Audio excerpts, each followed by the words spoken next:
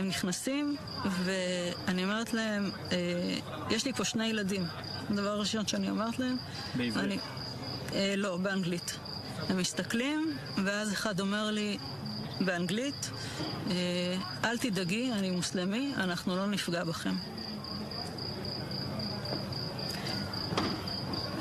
זה תפס אותי מצד אחד בהפתעה, מצד שני זה הוריד לי הרבה לחץ, וישבתי עם הילדים שלי, והמחבלים הביאו כיסא מהפינת אוכל, היה מחבל חמוש כל הזמן איתנו בממ"ד, והשאר מסתובבים בבית. אחד מהם רואה על השיש בננות, אומר לי, אפשר לאכול אחת?